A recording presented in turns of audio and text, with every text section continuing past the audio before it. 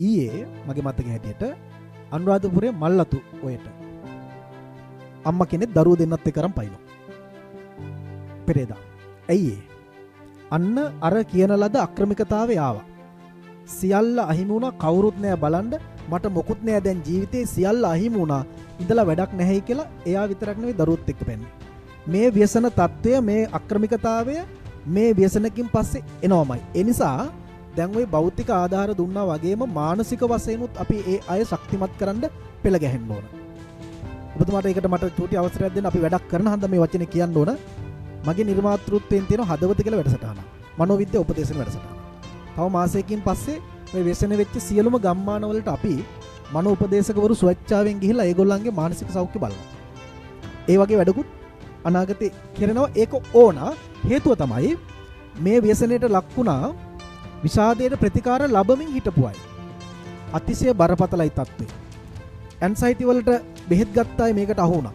දැන් තත්ත්වය බරපතලයි, දරුණුයි. ඇත්ත කතාව ඒක. ඒ නිසා ළමයින්ට අපේක්ෂා බංගත්වය ඇති වෙනවා මේ වෙලාවේදී.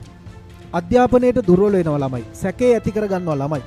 මම දැක්කා අවුරුදු 14ක විතර පොඩි ළමෙක් එයාගේ අම්මයි තාත්තයි නංගිලා දෙන්නයි පස්සට හොයනවා.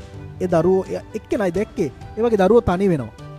ඔය ළමයි මේ සමාජයට ව්‍යසනයක් නොකරන මානසිකත්වයකින් ගොඩනගන්න ඕන මානසික ආධාර දෙන්න වෙනවා. සැබවින්ම උපදේශනේ මම කියන්නේ මනෝවිද්‍යා උපදේශනේ දෙන්න වෙයි. ඊළඟට නිନ୍ଦ නොවන ගතිය, අනිවාර්යෙන්ම සැක සහිත ගතිය, සමාජ සම්බන්ධතා වලින් දුරස් වෙන්න හිතෙන ගතිය මේ ව්‍යසනයෙන් පස්සේ තව මාසයකින් විතර ඒ ගොඩක් අයට එනවා. සමහර වෙලාවට මිනිස්සු දකිනකොට ඒ මිනිස්සුත් එක්ක කේන්තියක් එන්නත් ඉඩ තියෙනවා.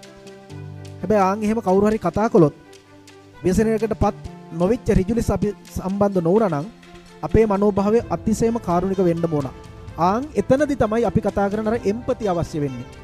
අපේ ගෙදරට උනා වගේම අපේ පවුලට වෙච්ච ඛේද වාචකයක් හැටියටම ඔබේ ව්‍යසනයත් මට දැනෙනවයි කියන පණිවිඩය ඒගොල්ලොත් එක්ක බෙදාගත්තොත්, කොටින්ම කියනවා නම් ඒගොල්ලෝ හුදකලා නොකොලොත් මේ තත්වයෙන් ගොඩාක් ගොඩ ගන්න පුළුවන් වෙයි.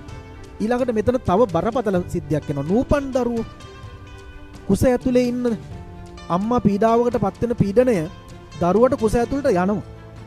ඒක එහෙමම තමයි. උපදිනකොටම මොලේ 125ක් හදලා එවන්නේ. ඒ හදන 25ට මේ වගේ ව්‍යසනයකට ලක් වුණාට පස්සේ ඍජු බලපෑමක් ඇති වෙනවා. ඒ දරුවෝ ඉපදුනාට පස්සේ සමාජයට ප්‍රවේශ වෙන විදිය අනිත් දරුවන්ට වඩා වෙනස් වෙනවා. ඉතින් අපි සමාජයක් හැටියට ඒ සියලුම දෙනාම බාර ගන්න වෙනවනේ. ඒ බාර ගන්න කොටත් අපි ඒ අයට මොනවද කරන්න ඕන කියලා දැන් ඔය ගැබිනි මාතෘ සායන පිළිබඳව අවධානයක් යොමු කරන්න සිද්ධ වෙයි. ඒ නිසා ඔව් අපිට PTSD කියන තත්වයට අනිවාර්යෙන්ම මුහුණ දෙන්න වෙනවා. ඒකටත් අපි යෝජනා කරගන්න ඕන පුළුවන් විදියට අපි සියලු දෙනා දායක වෙන්න ඕන.